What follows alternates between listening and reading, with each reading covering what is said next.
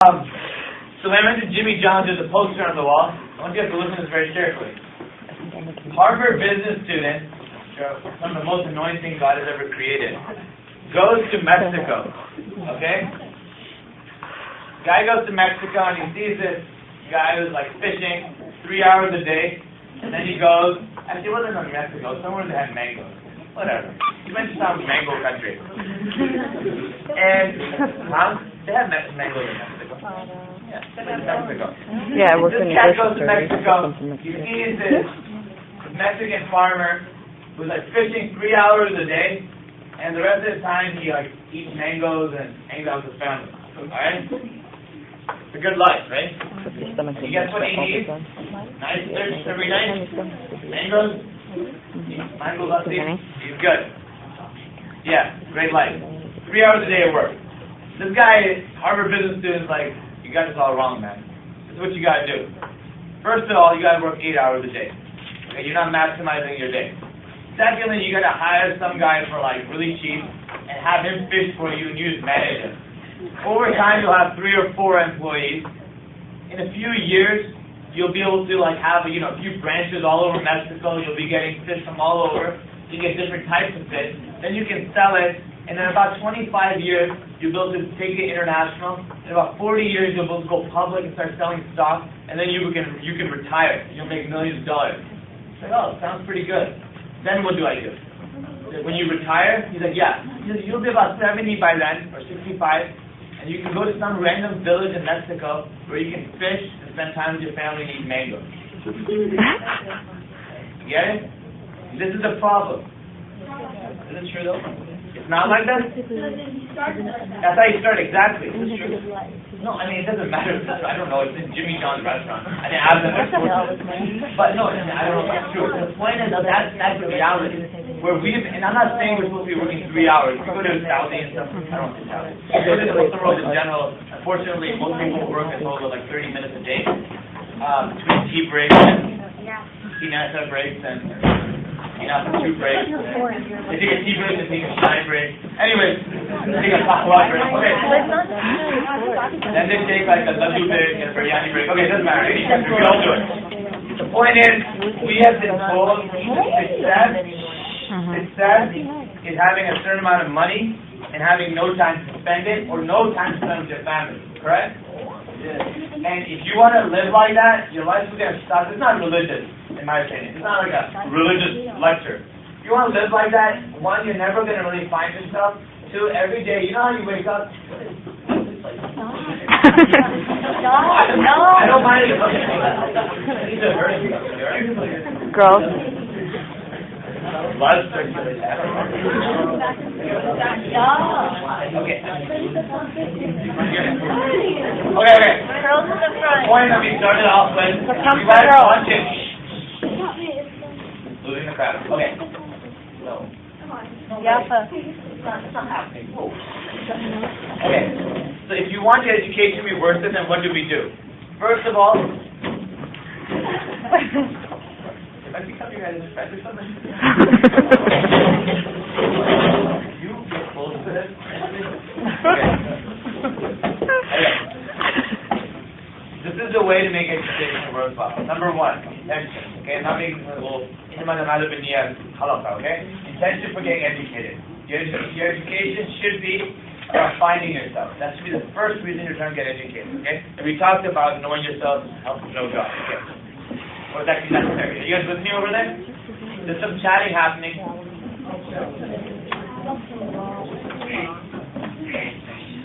Oh, he's thinking no, he's talking. Okay.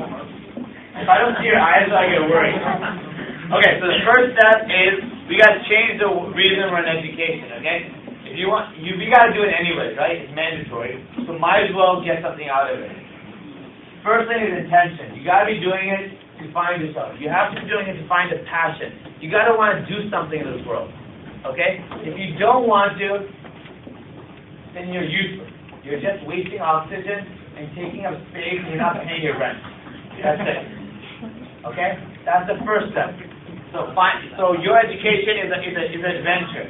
You're trying to find your passion. And yeah, it's boring. Yeah, they're going to make you memorize random formulas that you're never going to need in your life, and they're telling you it's just making you smarter, whatever. But you got to do it, and you got to find yourself. Step number 2, you got to be a little rebellious. Okay? There's too many people who are like, and I look at most Muslim youth, they're all followers. They want to be popular, they want to fit in, they want to say the right answer, they want to make their teacher smile and be like, oh, that's exactly right. The reason the teacher tells you it's exactly right is because that's what they were thinking. It doesn't make it right. Okay? And many times students are smarter than their teachers. So what I'm saying is we respect our teachers. I think teachers are the best profession that you could be. Unfortunately, they're not doing their job right now. Yes. Huh? Many of them are not. Okay? A teacher's job is not to teach kids facts. Okay? A teacher's job and your job as a student is not just learn facts. It's to learn how to think. It's to learn how to criticize. It's to learn how to challenge. I had a teacher that every time in English I would challenge her opinion, she'd be like, Shakespeare's saying this. I'm like, I don't think Shakespeare's saying that. She would get angry and I wouldn't do well in the next paper. Okay? But forget that. I don't care. She's not in my life right now. And I learned to think because I challenged her. Okay? So number 2 is you gotta be rebellious. And once again, if you're only in education because you want a good job, that's a pretty shallow life, right? Right? Isn't it? Okay. So be rebellious, and I promise you, in the beginning it's gonna be tough.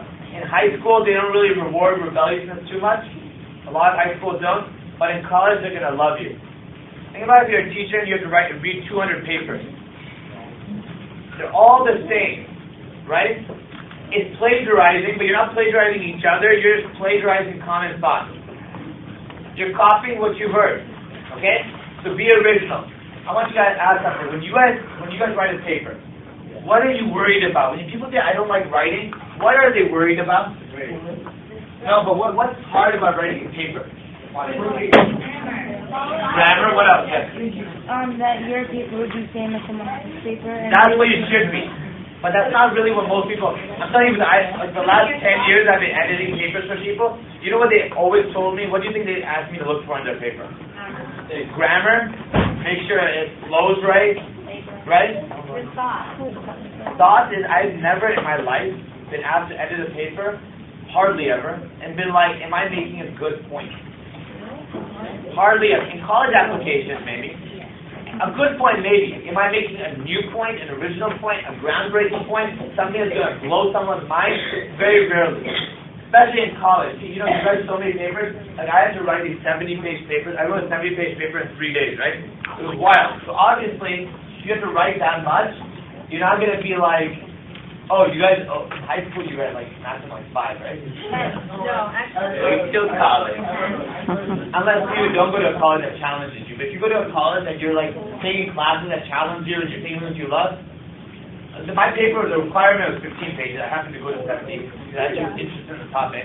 But the point is, it was looking at 17 pages. Yeah, it was sociology of Islam in America. I don't know how to explain it in 1 month. Okay, so the point is, number 2, be rebellious. Be different, okay? Don't write papers to have good grammar. Anyone can have good grammar. Look at it with the idea.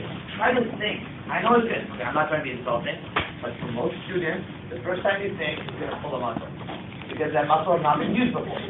Okay? And I don't mean thinking like watching calculus. No, like thinking new.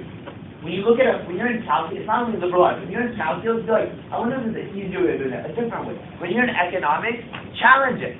They say, okay, for example, in economics, who's taking economics? Okay, economics is probably one of my favorite subjects. But I remember very early on, I challenged something, and they said, people do things for utility, right? You buy and you do things because you want to make yourself feel happy. And so now, as a teacher, how does this system of supply and demand and utility, everyone doing things just to be happy, how does that work when you have a country of people who would rather give to others than take themselves? And he says, well, then the happiness you're finding is giving happiness to others. I said, well, how does that work with buying and selling? And he's like, he was stuck because it doesn't make sense.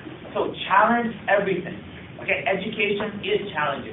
Education is asking questions. Aisha radiallahu anha challenged the Prophet.